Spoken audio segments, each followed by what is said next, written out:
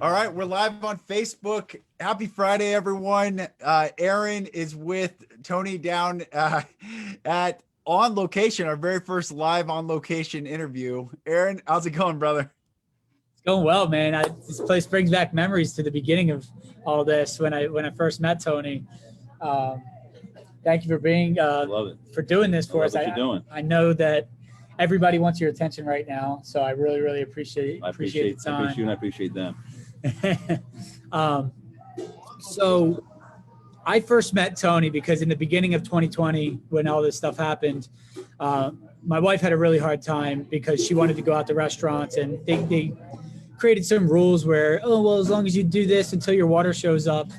And I refused to do it. I wouldn't do it. I said, I will not participate in nonsense. That does not make sense to me. So one day she starts screaming in the bedroom, go, oh my God, I figured it out. I mean, I thought she found the cure for cancer. And so I said, what, baby, what's going on? And she said, I found a restaurant that not only do they allow you in without a mask, nobody's allowed to wear a mask on the property. But it's in Huntington Beach. And I said, I don't care. I'll drive anywhere to go there. So we came down. It was a Saturday afternoon. We brought Tyler and Vinny, my dog, and Tony, who's not usually here on the weekends during the day, happened to be here because there's no coincidences. And we met. He gave me the rundown of what's going on, and we've been friends ever since. Yeah. So here we are.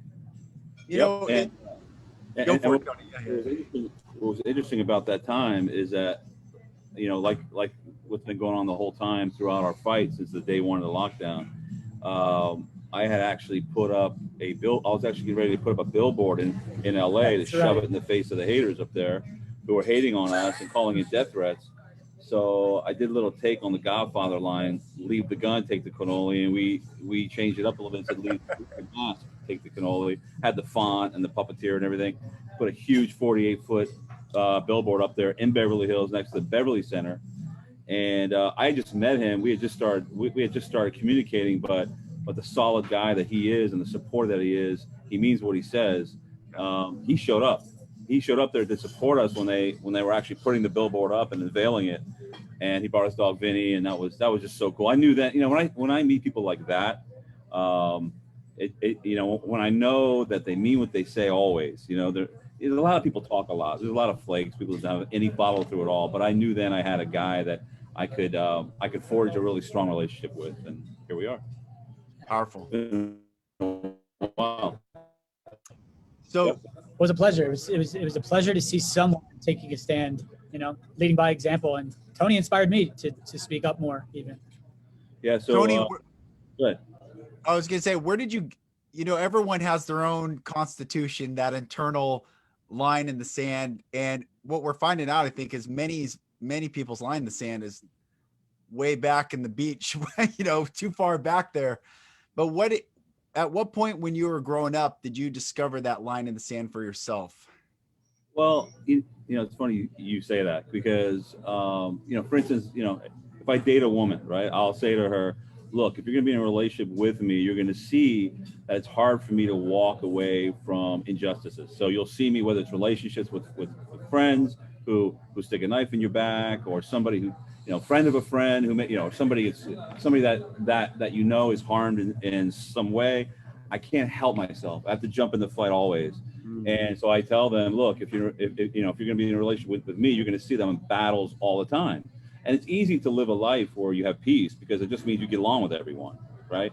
But for me, it's just instinctive. I think I got it from my mother. She's the exact same way. I watched her do it my entire life. But the love for the country is the biggest thing. That's the biggest fire and passion that burns inside of me. My family are all immigrants. They come from Italy. And I saw the love that they had for this country. And for example, there was a World Cup soccer match. It was Italy versus America. It wasn't even close. It was all about waving the American flags. For me, I think seeing that and understanding the history of the country and the traditions of the country, you just fall in love with everything. And because of that, there was no way in hell that I was not going to stand up and fight these people who are continuing to try to destroy it all for us and our children and grandchildren. Yeah. Right. That's powerful. we're watching, and you're fighting firsthand the proletariat class that goes into all these countries throughout the world and says rules for thee and not for me, and separates the politician, crony capitalist, perverse social, what they profess to be justice, which is injustice for humanity. And it's just first of all, I just want you to know it's an honor to talk to another patriot, another person that is in the fight, and especially where you are. I'm in Seattle, so it's not like we're holding the line down in this craziness. And what has been the response of the patrons of your restaurant that obviously honor what you're doing, like Aaron? Yeah, well, at first, I took my stand the first day, and it was a hard stand. We first flew our flag. It says, "Don't tread on me," the yellow flag, and it says, "Live free or die." I flew that the first day of the lockdowns when I heard about them, because I wanted to signal to people, to everyone, to friends and foe, that we were going to stand up. It's going to be a battle. And I thought to myself, we're going to pledge this place as a constitutional battleground in the fight. It wasn't about our business. You'll never find an interview anywhere online or anything written where I talk about preserving our business and saving our business and having to pay rent and having to pay our bill. All that's small in comparison. So for me, I made it very clear that we were going to risk everything in this fight. And if you walk in our restaurant, you'll see a cannon that's facing you. At the door. It kind of represents it. We put that in a few months ago. We called it the Garibaldi. So yeah. So for us, at first people didn't show up because they had been watching the news, and this whole thing is a virus of fear. We waited for people to kind of catch on and see what was going on. So as people slowly started walking in, and there was one group that we called the original outlaws, and they would sit around the bar. They weren't afraid at all from day one. As people would come in and pick up food and leave, they would kind of look over and do a double take, like, oh my God, there's people inside eating. And before you know it, over time, people, started to find more courage within themselves, and they started showing up. And before you know, within a few months, people coming from as far away as San Francisco, Santa Barbara, Utah, Arizona. I mean, they're driving down here. We've had some nights in the past where we've had 5-hour waits, and people are having a great time outside waiting because they're connecting with each other, and they feel like they're part of a movement. There was a guy came in here once, Secret Service agent, and he when I was walking to the door when he's about to leave, he looked back and he said, "This place feels like a 1776 tavern." And that is how it feels. There are some nights you'll see people stand up out of the blue and sing the national anthem or God Bless America or whatever. There was one guy who had a guitar we didn't even know hidden under his table. Wow. But that was a friend of yours, actually. My friend? Yeah. The other Steven? No, the other Deepak. Do you make Yeah, he's a friend of Steven. Oh, okay. So Steven probably brought him. Yeah, Steven brought him. Gotcha. That's so funny. He came down. He had a guitar hidden under the table, and the next thing you know, he broke it out, and he had the whole place just rocking, and he was singing. I think it was God Bless America. Then he sang the national anthem too, and it happens a lot, and people get chills up and down their spine when it does. It's amazing. Yeah, it's been great. Did you ever? I mean, it's an easy question, obvious question, but I want to hear your thoughts on it. Did you ever think you'd live in the country that would turn so quickly into what it has? I've seen it for a long, long time. I remember even as a kid, I recognized it. Even as a little kid, I remember when Carter was president. That's when I first started noticing there was a difference, seeing the weakening of the country. And I would hear my mother talk about it. So I was awakened early on. Yeah. I mean, I've seen it coming forever. But what's really sad, when it really hits me, is when I'm giving these speeches and I'm in a room with these patriots who come to hear me talk, and they want to be inspired. And they're called freedom groups and patriot groups or whatever. And the first thing I think about when I'm standing there is how sad is it that people have to take time out of their days and nights and weekends, that they have to form groups to defend their freedoms. Right. But for me, I look at a lot of people that are complaining are part of the problem. When I see these people that shut down, they're shutting themselves down. They didn't have to shut down. When they whine about being shut down, you locked yourself down. You allowed it without even a fight. And I tell people all the time that if you reluctantly shut down or hang a sign that says, you know, we're enforcing this and enforcing that, your subjugation is going to infect your self-confidence. It's going to demoralize your spirit, whether you know it now or not. Even your business. If you think 6 months, a year later, you're going to open your business and think it's going to feel the same, if your business has a soul in it, it's going to have that scar of surrender on its walls inside forever, because it's part of history. People don't realize how the impact of the history that's being made right now until a few years later when they look back on it.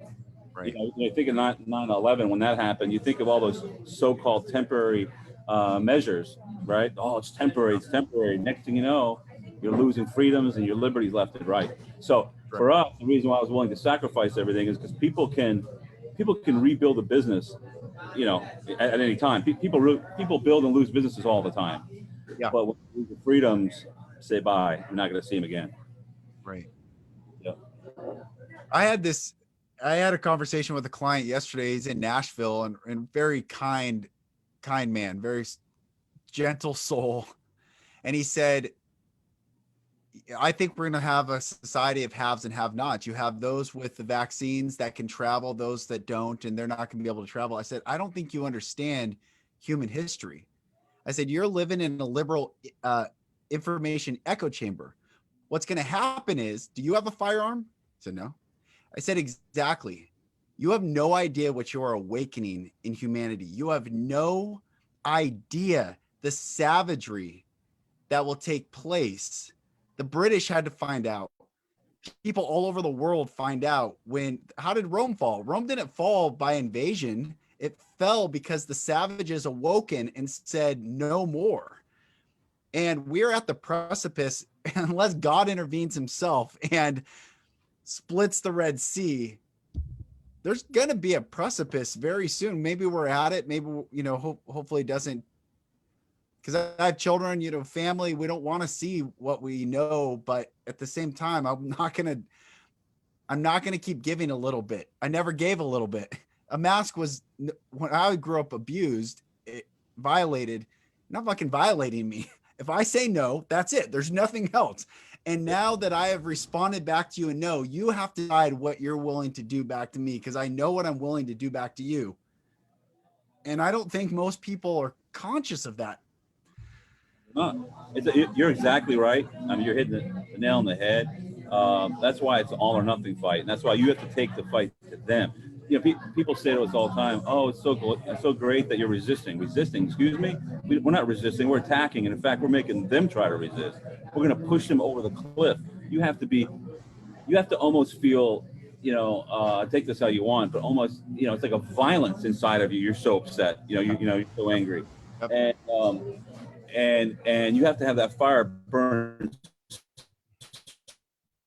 so bright that when they hit and when they fear you, the problem is there's so many businesses, when you hear them trying to defy now, it's like, okay, it's been a year, you know, you waited a year, your opponent's already punched you in the face and ran. It's like you getting into a friggin' boxing ring and swinging and your opponent's not even there anymore. It's like, what are you doing? You waited for friggin' back now, you know, and you're swinging out of air, you know, they've already made their mark. They've already pushed you back. They've you know, there's a negative impact on our freedoms that's already been made, and you've lost. You know, you lost the first 11 rounds. You know, right. So you try to finish the 12th round, but he's not here anymore. You know, he felt he knocked you out already.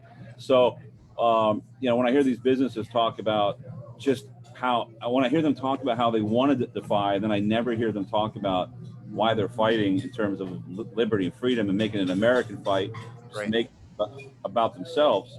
I realized then why they're not winning, because the purpose of their battle isn't fueled by the same things that fuel me. I mean, I'm so fired up 24 hours a day about it that I feel blessed. I never complained about the lockdown ever, because I was excited to go into battle with these guys.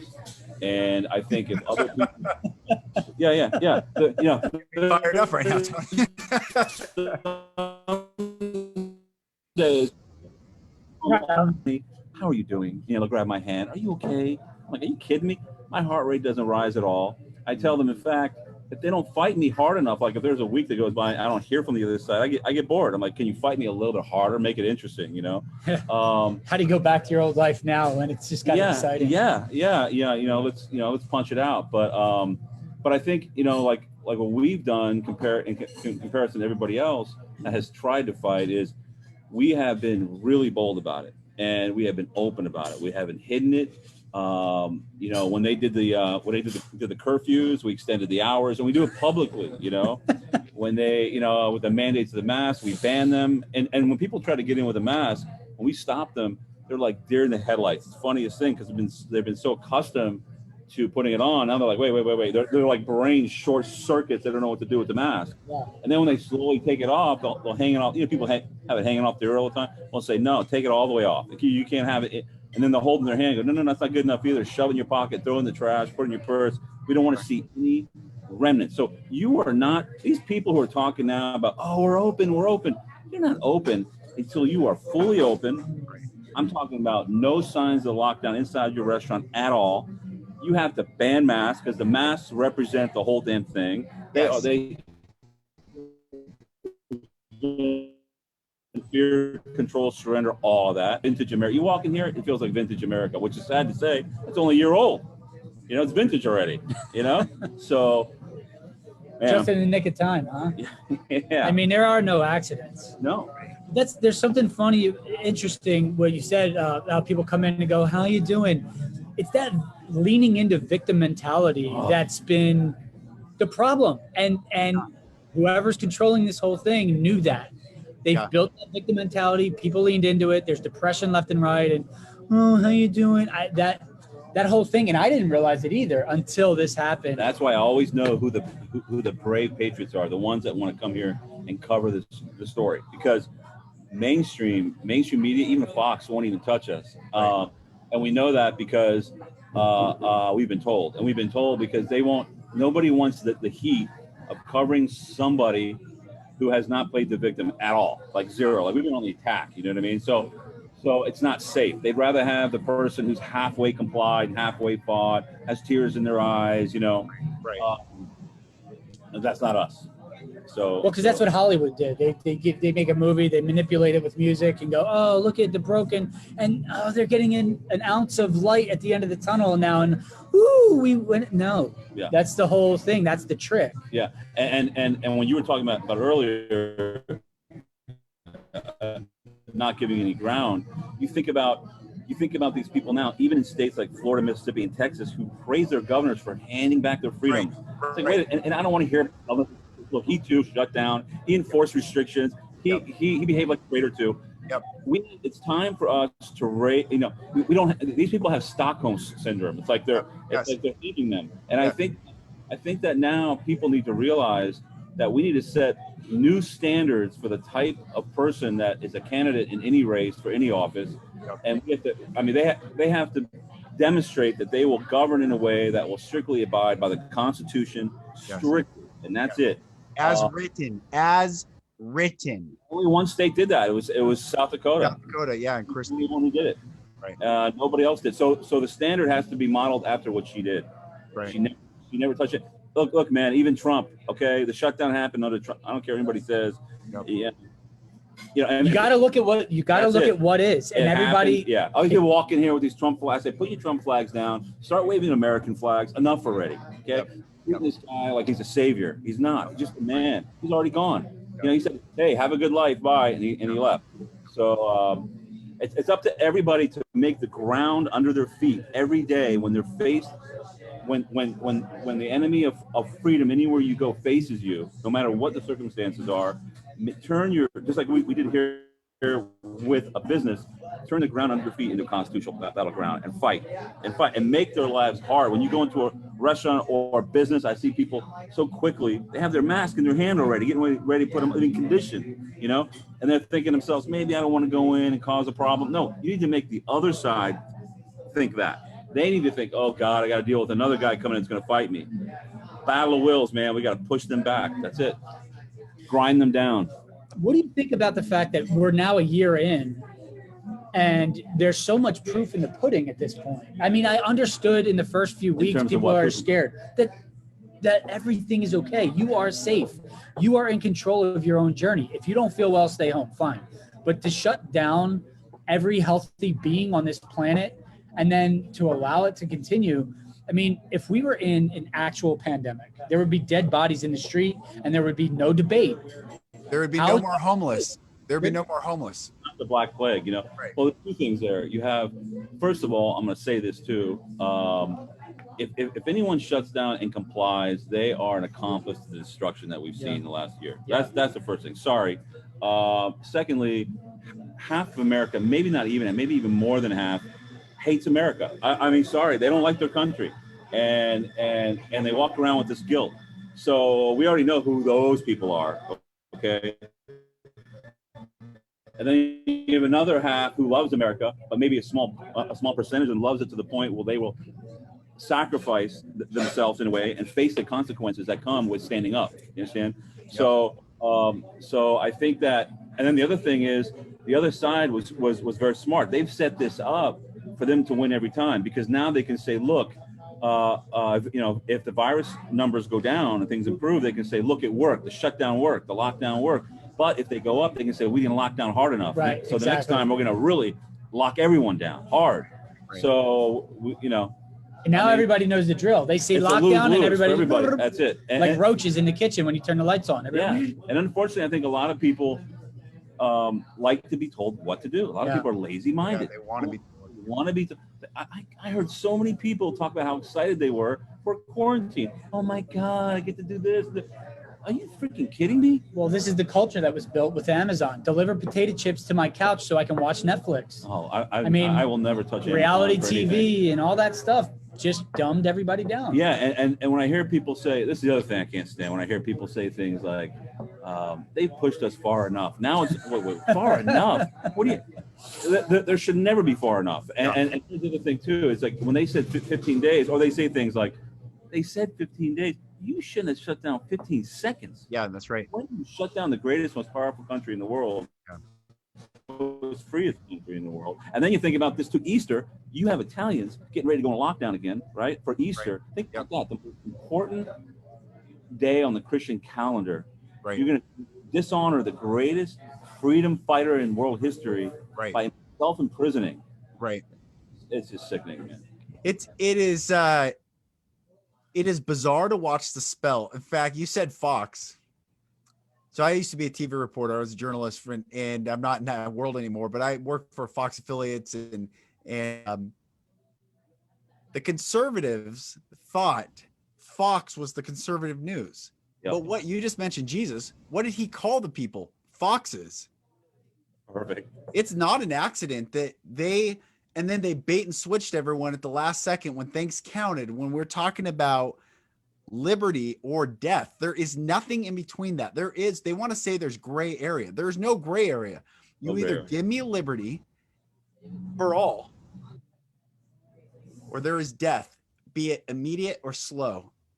And so many people are celebrating a prolonged death. Like, the fuck? Terrible. Yeah, and with Fox, like you said, they were very, very smart. The media that he's at war with and trying to expose, they've set it up so they've moved the needle so you think they call it conservative, even though we all know it's not. Right. But they branded it that way so people think that's the benchmark, where it's really center left. I think, Yeah. So then when something is truly conservative, then it's right-wing extremist. That's what they're going to call it. Right. Well, because they had there was another group. So CNN is so far. I mean, it's so ridiculous that not everybody's going to fall for that. So you got to trap the smarter ones. I guess I don't know. Whatever I did a speech in Ventura. Okay, check this out. I did a speech in Ventura, big crowd. It was outside. I was on the back of a pickup truck bed. It was like they did old style, like when you campaign. And Right Side Broadcasting was there. Have you heard of them? Okay. Yep. So they're streaming it, right? So after I'm done, I climb down and I noticed that they're interviewing all the other speakers. And Doug was there and he said, Tony, they're not even coming over. They're not talking to you at all. I said, I don't care, you know. So we left. So I'm driving home, and my phone's blowing up. People are texting me, go, you got censored. I said, what do you mean? They watch this. So they sent me the recording of it. And about 3 minutes into my speech, when I said this, ban the damn masks because blah, blah, blah, right?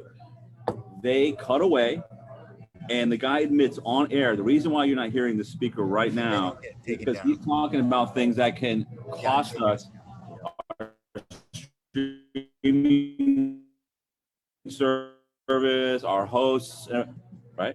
Right. Yeah. You know, and for me too, I always say you'll never find a campaign sign here. You'll never find a Trump flag here. You'll never find any political leanings, conservative, liberal, none of that stuff. Yeah. This is an American stand that I've taken here, and we've kept it pure and true. And they can try to attack us any way they want, but there's no evidence of any of that here.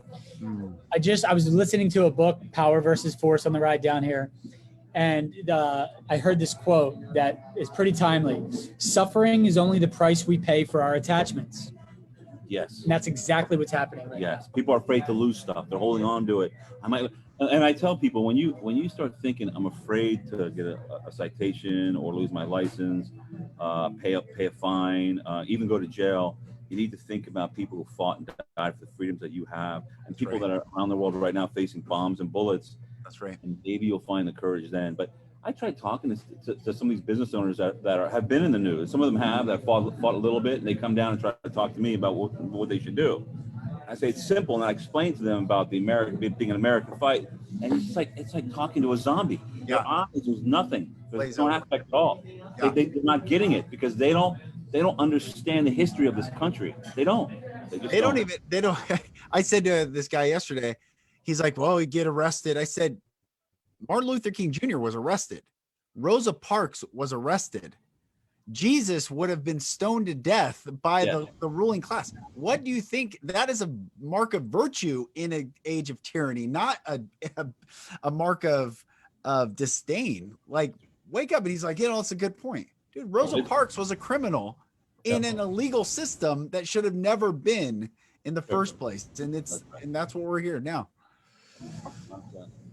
Can you give just a small rundown, maybe bullet points of the trajectory since day one of, I know that they're throwing stuff at you to create fear, right?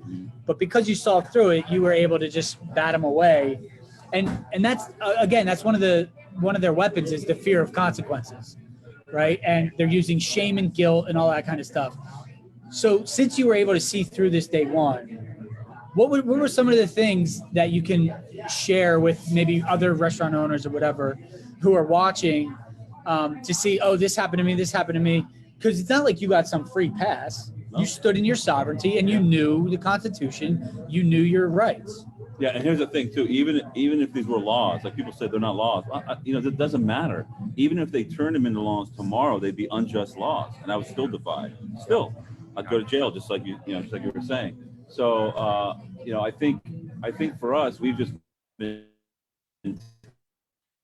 testing their will versus our will, in that battle. So, because we're on the right side of this, and if you're on the right side of it, if you believe it, man, you're going to do it proudly and you're going to do it happily.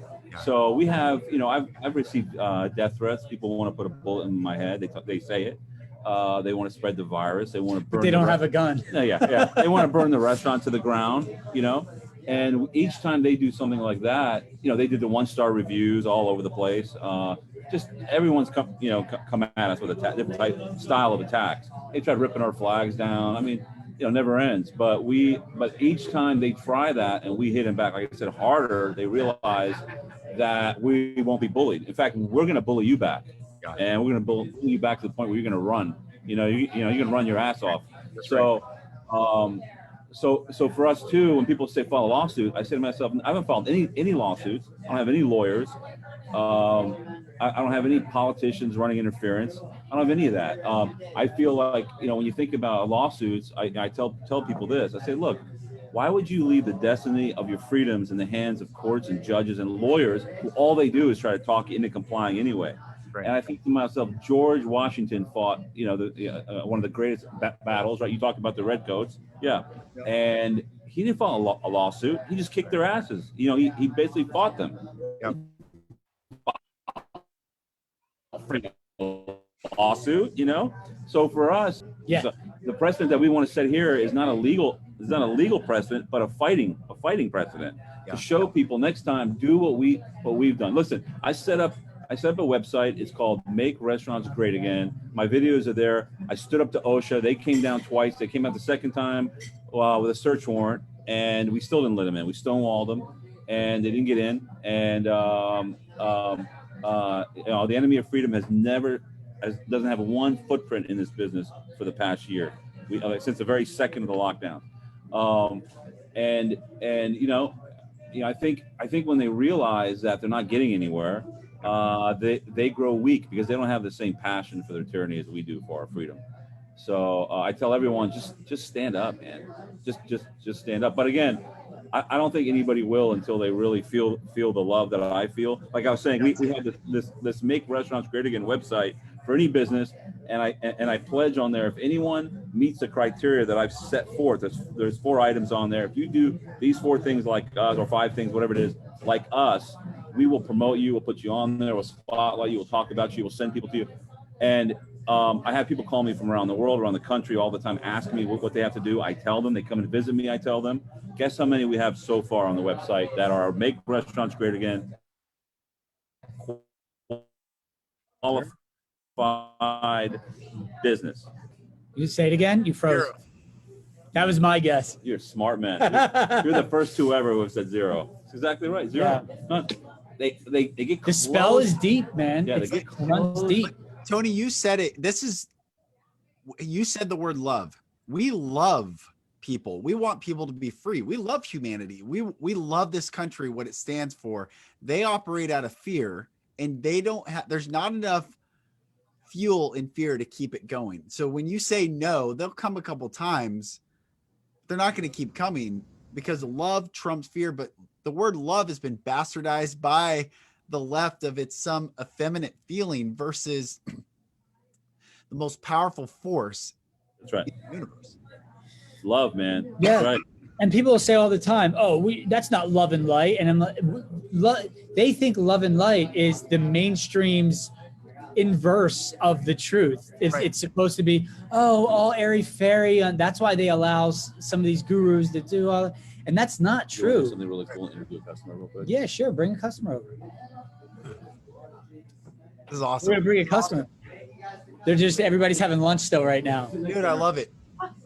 Dude, no one, I don't know who's watching on our live right now, but they're That's all right. Hi, what's your name? Christy. Christy, Aaron, nice to meet you. How are you? This is Lucas. Hi. We're actually live right now. We're doing our little podcast. We just wanted to hear about your experience. Was this your first time here? Have you been here before? It's my first time. I live about an hour and a half away. Okay. And I've told my parents about it. I've told all my friends about it. And so everybody I know is like, venturing over here to support a place that actually allows you to eat in peace without a mask and feel like normal again. So how was your experience? It was amazing. Now that you've done it. I mean, you're glowing. I know. It's these little bits of freedom that you forgot. That this is the first time I have been out to eat in over a year. Wow. I have not gone to one restaurant. I mean, I've ordered out. Yeah. But I have not gone because I won't eat outside. I won't go with a mask. So this is the first time in a year that if it weren't for this, I wouldn't have. I didn't know about him until just recently, and Right. I'm just so thankful that there are people that are willing to do this. Yeah. It's so great. Us too. And it's, you say we forgot about it. I think we took it for granted. And that's why this is happening now. I think this is coming from a higher power where it's humbling us to remember and understand. Grateful for these things that took for Whereas we granted. took it for granted before. Oh, go out. I was asleep. I really. Yeah, that's I feel all right. like, We all were. And I was naive, and I other issues like the Second Amendment that I never thought was like an important thing, like guns, you know what I mean? But now I'm like, Now you're like, I don't need to have them, but thank God everyone else does, exactly. right? And like, but it's a freedom. And to see freedom being taken it makes you cling to the ones that you still have. Yeah. So, but I am so thankful. Thank you for getting the word out more. Yeah. I want more and more people to be emboldened and to come and to support places like this. Yeah. So, but, Oh, we got some Philly people over oh there. yeah, Philly. Philly in the house. Okay. Are you Philly? No, this he your is. group? My husband is. Oh, no, it's very Yes, cool. Yes. So, Small world. Yeah. Well, thank you for chatting Yes, with us. my pleasure. And Thank you for enjoy the doing rest this. of your weekend. Thank you so much. Absolutely. All right. Dude, this is very inspiring, and I'm more fired up. I was fired up. I'm more fired up. Right. Freedom. Yeah. Freedom. Awesome. Bunch of patriots. I love it. Conshohocken. Sure, man. I grew up in Hatboro. I do. I went to school in Erdenheim. So I'm going to mute real fast. Just, All right, no problem. So everyone, we're just talking to Tony Roman. He is he's a restaurateur, I guess, a restaurateur. Actually, I'm not sure what the official word is, but he owns a restaurant. Tony makes sure to take restaurant everyone's attention. What do you call a restaurant owner? A restaurateur? A restaurant. She's gonna give it. They got some people here asking about the name of the podcast. Awesome. All right, sounds great. So yeah, the restaurateur thing is interesting too, because for me to get in the restaurant business was totally unexpected. So my mother started the restaurant in '99. She's still with us, but she became very, very ill in 14 and 15, and she couldn't be at the restaurant much anymore. So I felt, I come from other industries, so I thought to myself, because the restaurant she had been in there for so long, the area was in decline a little bit. That area of Huntington Beach, the shopping center she was in was kind of in decline as well. I thought she can't be at the restaurant much anymore. I felt she might lose it. So for me, I wanted to build her as a gift, tribute to her, a nicer restaurant. So I designed and built this restaurant for her in 17 and gave it to her. But I thought I would just install systems and management and walk away from it. But once you build a restaurant, you fall in love with the people and your staff. It becomes part of your life and a passion and and a love. And it's a family thing. So that's how I got involved in the restaurant business. It's awesome. It's awesome. So I would not call myself a restaurateur. I'm just a guy. Yeah. Well, That's it. Yeah, It's a guy who loves people. that's it. What a concept. yeah. That's it. Even that, there's just that experience for me, just seeing people. I mean, and now I want to open a restaurant just because Let's do it. we just need a place to gather again Yeah. and speak the truth. And And there's going to be more and more. There's something sacred about breaking bread with someone anyway. You're there in their vulnerable state, them consuming food, them opening, them being real. And so it's a sacred space that you've created. I guess, man, I'm ready to, let's get out there. Let's attack it. Let's get, I go to a brewery up. I mean, they get attacked. They finally threaten the lives of the L&I person, said, if you step on property again, there will be, it's that we're at that precipice, sadly. And, at the end of the day, though, I don't understand when I talk to liberal minded humans, I look at you, I look at the resolve in your eyes. I know the resolve in Aaron's eyes. I know the resolve in my eyes. I know the resolve in these people's eyes. And I say, do you not recognize, what are you doing? Like, we love you. We're telling you to stop now. Stop. But they don't stop. And the only way that stops it, we know historically, is finally stopping it. And this is the battle call that it's a humbling of humanity to come together and say, what happens to one happens to all. And it's not the false sickness and the false protection and preservation. It's the liberty for all. It's life for all. It's the pursuit of happiness for all. And there is a sickness in the mind that keeps everyone looking at themselves, the self-preservation. And I don't know. I just appreciate and hear it and looking at you. I'm like, we had 2 hearings with the ABC where they're trying to revoke our license, our hard-earned, valuable liquor license.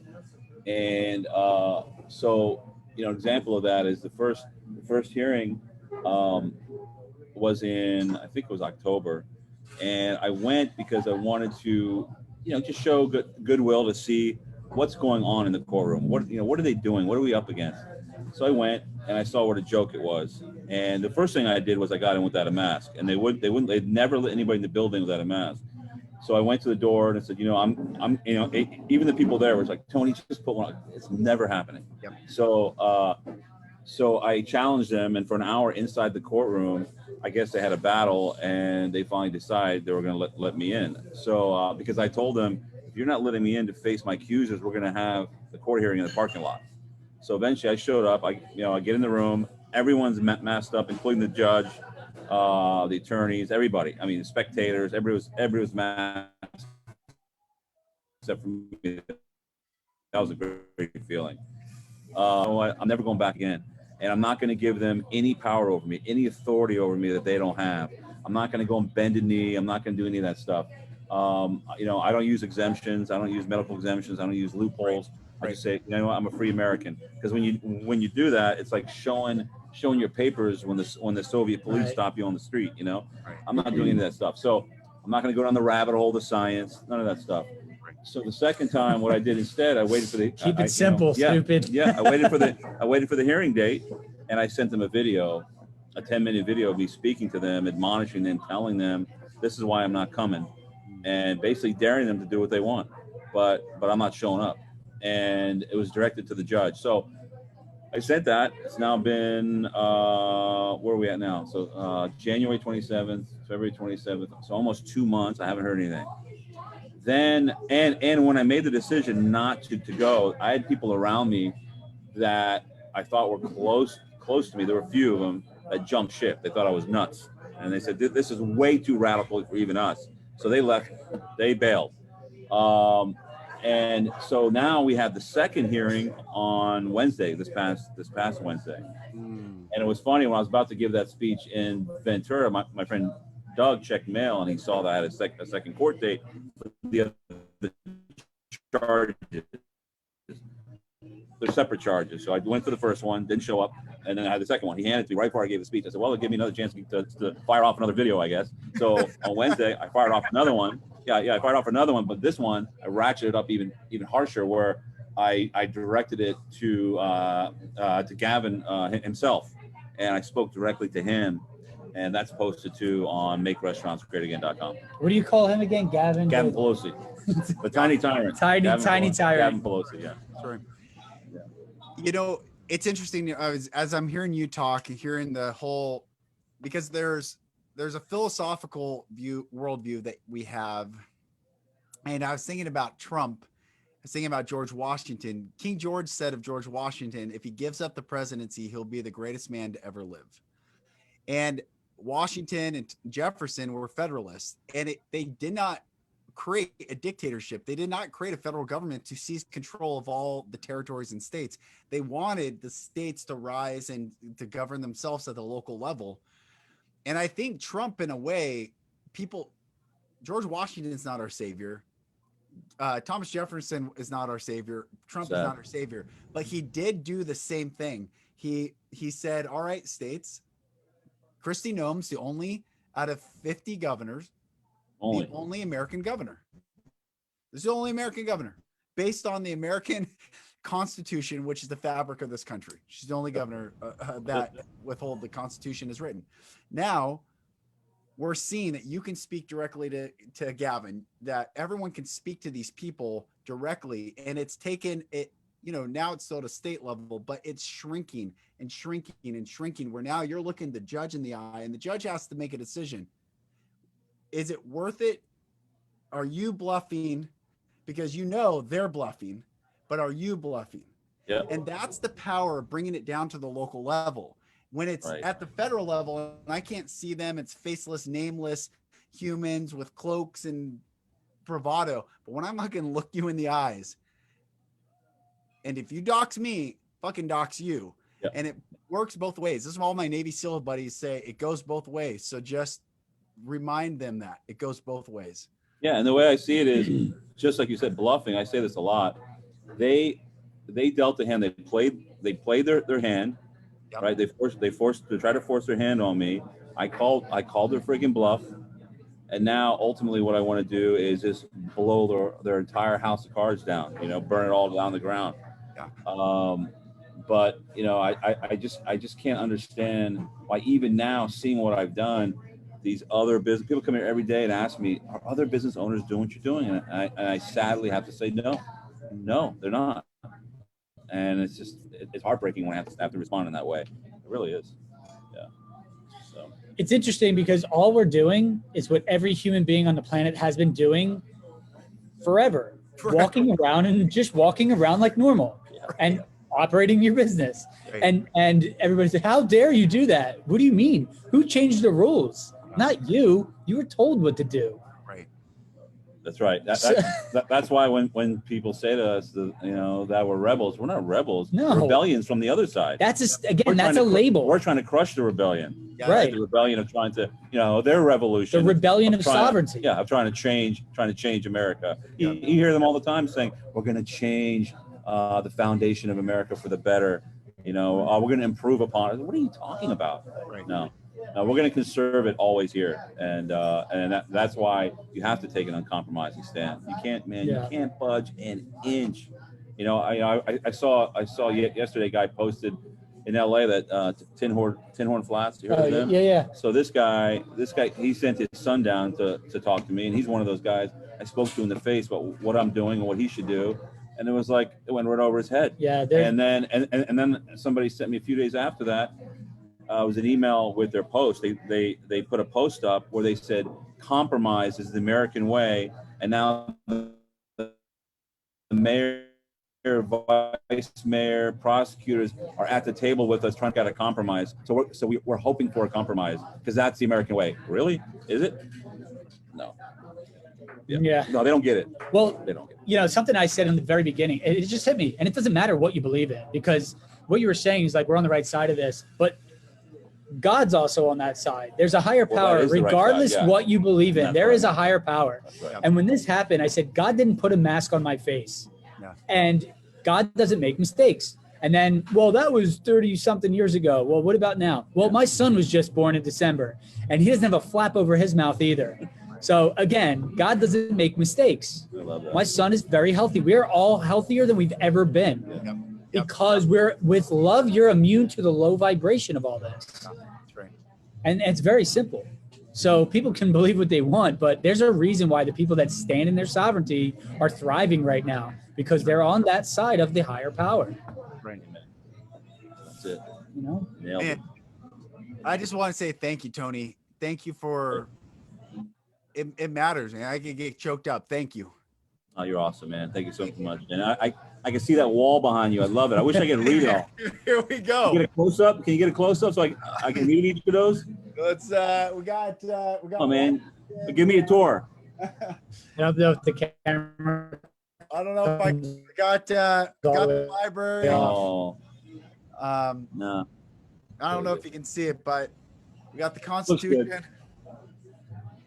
And we got 1791 when the Bill of Rights were enacted. And but we need guys like you in places like Seattle. We need that foothold. Guys like you planting that flag. I hear all these people talking about running from their states to Texas and everybody. It's like, since when are Americans refugees? When do we run away from a fight? And all you're going to end up doing is if you keep doing that, you're going to end up all in one or two states, and you're going to surrender the rest of the country. They'll never stop. They will never stop. Stop it already. Yeah, so I'm proud of you that you're there. Thank you. And you're standing your freaking ground, man. Thanks, man. I appreciate it. It gives me chills. I really thank you. Thank you. Thank you, man. Thank you. Thanks for having me. Yeah, thank you. Thanks for doing this. Yeah, this is amazing. I'm going to feed this you guy have now. some lunch? All right, some sounds pasta good. meatballs, man. All right, everyone, thanks for watching, and we'll talk to you on the next episode. And you come down soon, all right? I'd love that. Thank you, brother. Bye, Thank you. everybody.